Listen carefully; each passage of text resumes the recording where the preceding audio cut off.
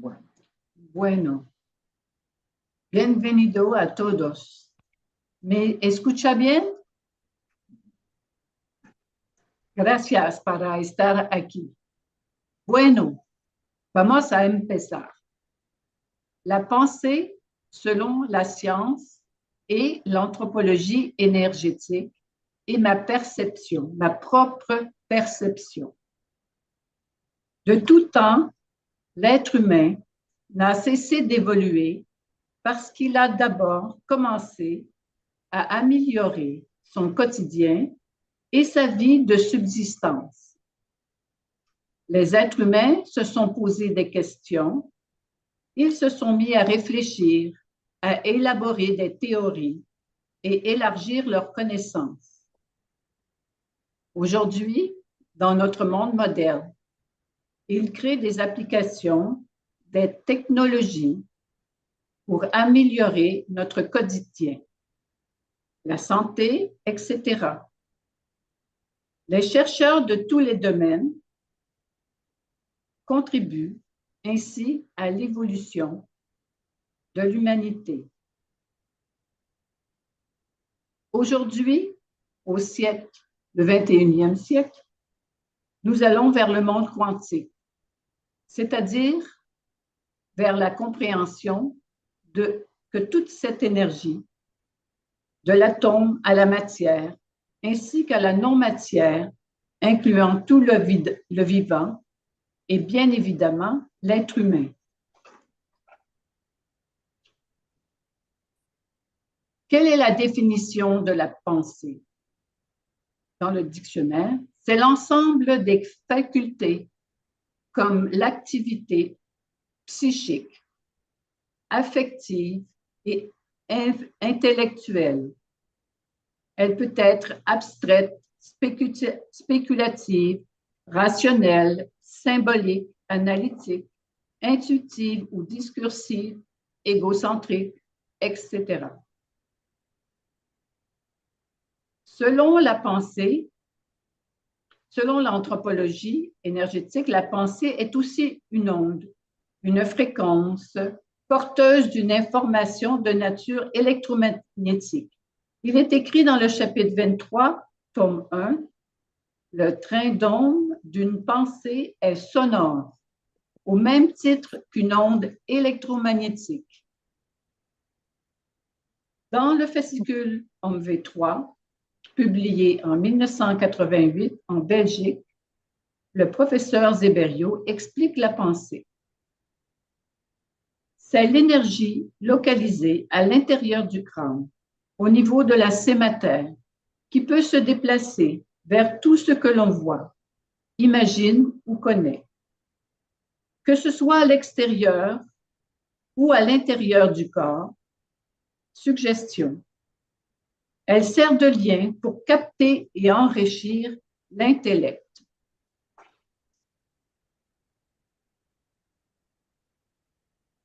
Que dit la neuroscience? Selon la science, notre cerveau est composé de 100 milliards de cellules nerveuses, les neurones, qui contribuent et qui constituent un réseau câblé très précis. La propagation de l'influx nerveux se fait le long de l'axone et termine son chemin au niveau de la terminaison synaptique. Plus la fréquence de celui-ci est importante, plus le neurone produit des substances chimiques, les neurotransmetteurs ou neuromédiateurs du système nerveux central. Ici, dans les figures 2 et 3, vous voyez les différentes parties du cerveau, ainsi que le circuit neurone-neurone utilisé par les fibres nerveuses et la synapse. Le cerveau est composé de différents lobes qui sont associés à 14 aires et qui ont des fonctions spécifiques. Il est composé de 2 hémisphères reliés par le corps calleux qui assure la coordination et le transfert de toutes les informations neurologiques. Le cerveau C'est penser, raisonner, apprendre, réfléchir et mémoriser, etc.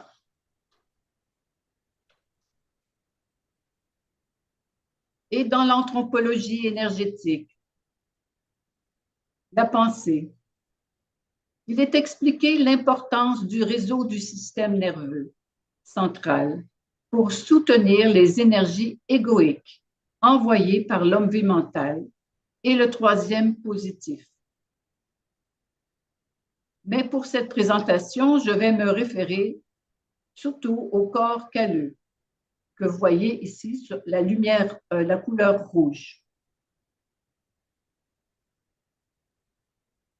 Le corps calleux est essentiel pour la fonction cérébrale dans la relation psychique énergétique. Il relie les deux hémisphères par 64 fibrilles ou neurotransmetteurs qui sont connectés avec tout ce qui se passe dans les secteurs suite à toute action ou à une sensation corporelle. Ces fibrilles partent de chaque secteur corporel pour contrôler le système énergétique et chacun des secteurs se connecte par l'intermédiaire du chromosome énergétique avec les centres vitaux de la boîte crânienne, comme sont les neurones, les hémisphères, les fibres nerveuses, olfactives, auditives et optiques.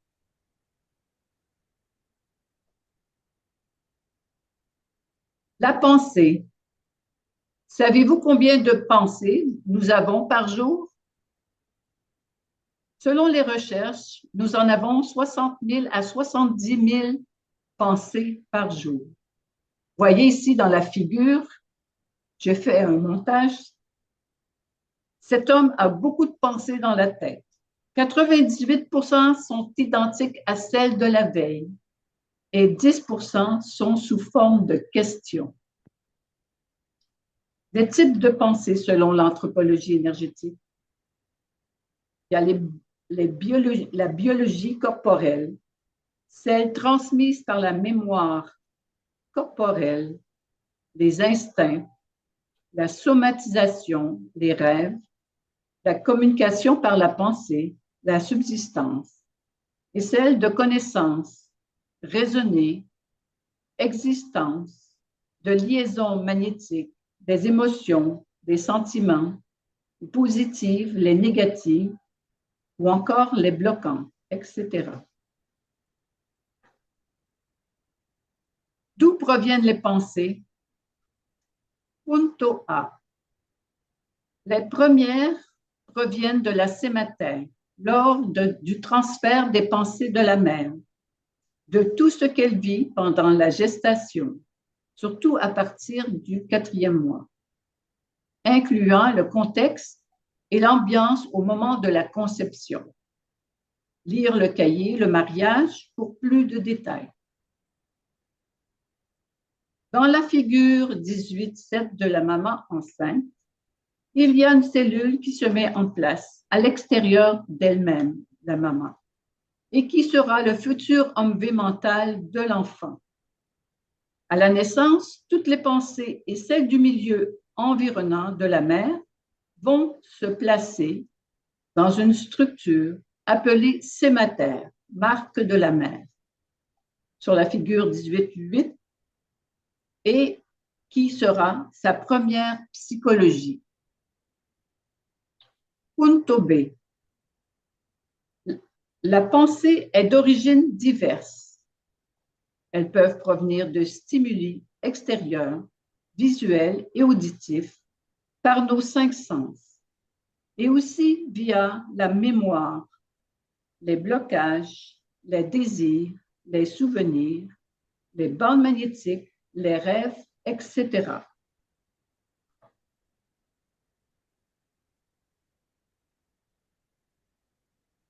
Suite B. Punto C. Il est écrit ceci. Chaque organe interne du corps est constitué par une colonie de diverses cellules. Les CTC, cellules terrestres codifiées, les cellules terrestres naturelles, les précellules, les particules, les molécules, les micro-organismes et les bactéries, qui représentent les différentes psychologies de la nature. Toute cette colonie de cellules est dirigée par une cellule clirosomatique supérieure, par une moyenne ou par une mineure ou encore par une microclirosomatique, lequel dépendra du potentiel biologique, du potentiel énergétique et du développement évolutif de l'être humain.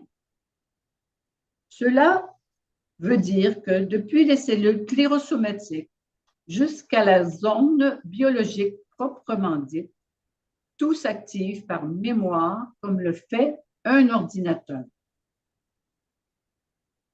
Punto D.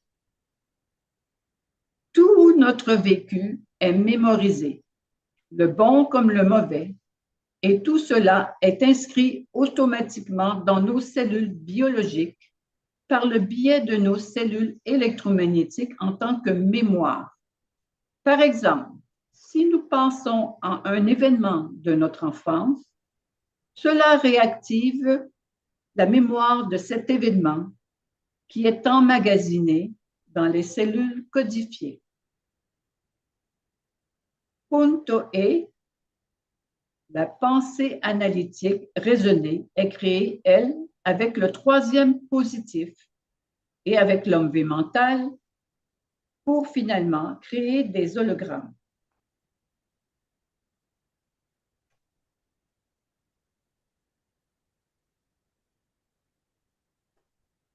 Suite C, d'où proviennent les pensées?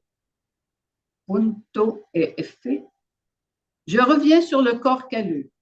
Nous pouvons lire que les 64 fibrilles sont connectés aux 46 ou 48 chromosomes, au préhologramme des 2 pieds, des 2 mains, des 2 genoux, des 2 coudes et 4 hologrammes majeurs,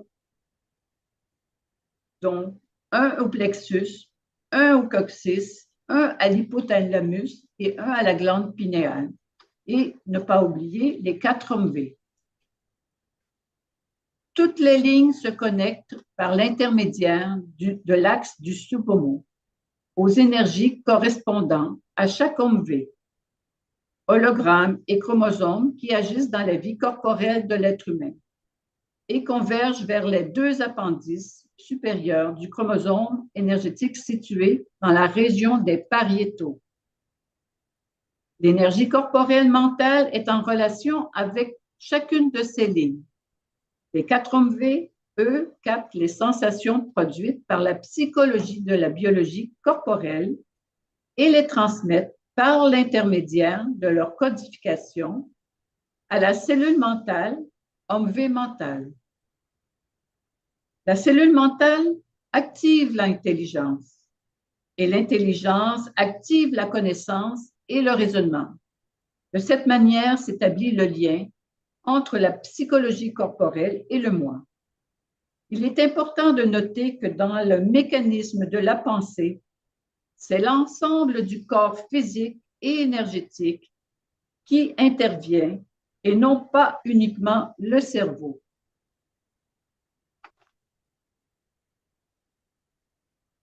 Les circuits empruntés par notre pensée et notre mémoire, qui fait référence à cette figure 22.1.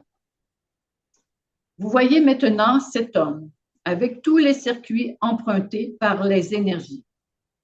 Un premier circuit A se fait par les cellules clirosomatiques de la moins vibratoire. Ici, c'est une cellule microclirosomatique. À la plus vibratoire, la CCS, qui est la cellule clirosomatique supérieure, qui est pour l'esprit et la fonction mentale. Le deuxième circuit, B, se fait directement par l'axe du subomo, passant par le plexus vers la cellule clirosomatique supérieure. Un troisième circuit se fait par les ailes pariétales latérales pour se rendre vers la clirosomatique supérieure. À retenir, tous les circuits, c'est-à-dire le chromosome énergétique, les cellules codifiées et l'axe du sugumō sont utilisés pour le transfert des mémoires et activer la fonction mentale.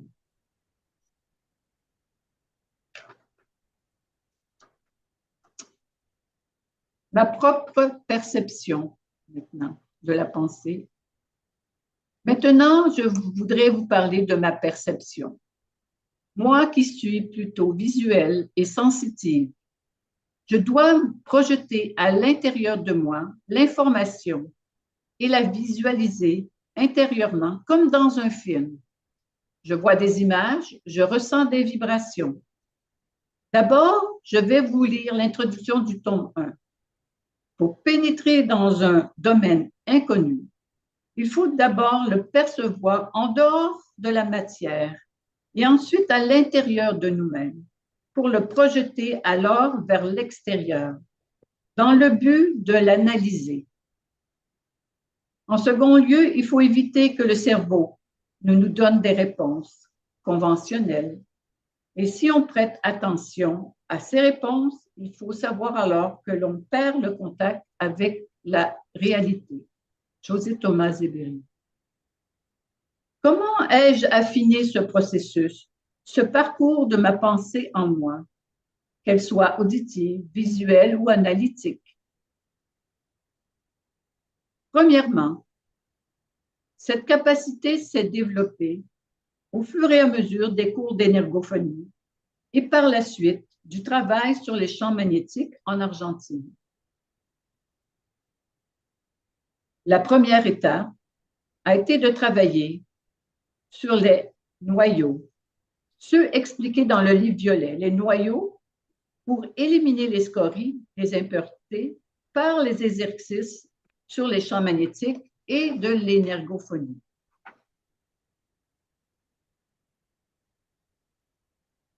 Ensuite, une fois ce nettoyage amorcé et après quelques années de travail, on commence à mieux réfléchir et analyser qui nous sommes. Notre réflexion, notre analyse est de plus en plus claire, précise et lumineuse. Comme l'a dit la maestra, vous êtes là pour travailler sur votre biologie. Et une autre fois, elle nous a dit, vous devez faire briller vos noyaux et vos cellules et ainsi polir votre diamant. Le proverbe dit un esprit sain dans un corps sain. Ce qui signifie que pour évoluer, nous devons aussi nous occuper de notre corps, de notre santé. Et si notre corps fonctionne bien, nous pourrons utiliser notre énergie pour réfléchir, analyser et se connaître. Deuxièmement, cela se passe de façon intuitive au départ et ensuite, en étant consciente de mon corps et de mes circuits électromagnétiques et surtout de la représentation de mon être énergétique, c'est-à-dire le chromosome énergétique qui a la forme d'une lyre avec ses ailes latérales et qui se prolonge le long des pariétaux cérébraux. Voici un exemple. Lorsque j'écoute la musique et les mantras du maître Om Samyu, tout en étant dans un état de sérénité et de pleine conscience, je peux ressentir cette vibration à l'intérieur des ailes latérales et pariétales de mon chromosome énergétique. Ce qui m'amène à dire et penser que cette partie non visible en nous, chez tous les êtres humains, existe véritablement.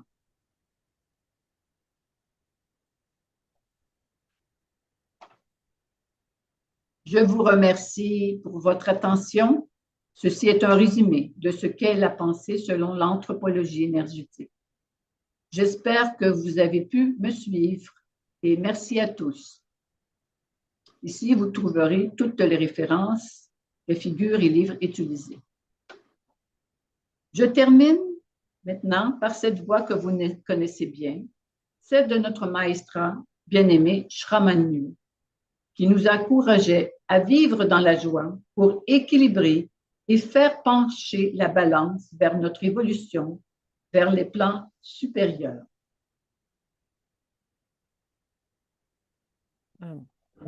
What? Yo les quería decir algo muy importante para la vida. Ustedes nacen y también después se van a otros planos. Pero cuando nazcan y vivan, cualesquiera que sea la vida, no se olviden que estamos aquí con la palabra alegría. Alegría de haber podido nacer y alegría para poder sumar puntos y alguna vez y con mucha paciencia pasar plano por plano. Alegría. Van a decirme, pero en estas instancias actuales, ¿cómo vamos a tener alegría? Pues no tiene nada que ver. Retráiganse, véanse adentro. Lo que tienen para vivir es toda una estructura maravillosa. No solamente energía, es la materia también sobre la cual se basa la energía. Así que, ¿qué más podemos que no estar contentos y alegres? Estamos, vean ustedes alrededor suyo, tal vez la gente que no lo está, explíquenle, expliquen, no se callen, expliquen.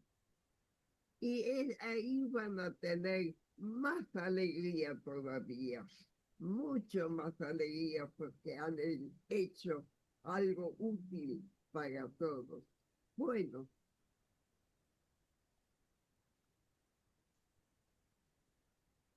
Avec toute ma gratitude au maître Om Sam Liu et à la maestra Shaman Liu pour tout ce qu'ils nous ont offert et donné à nous tous et à toute l'humanité, les lois cosmiques. Merci beaucoup. Merci à tous.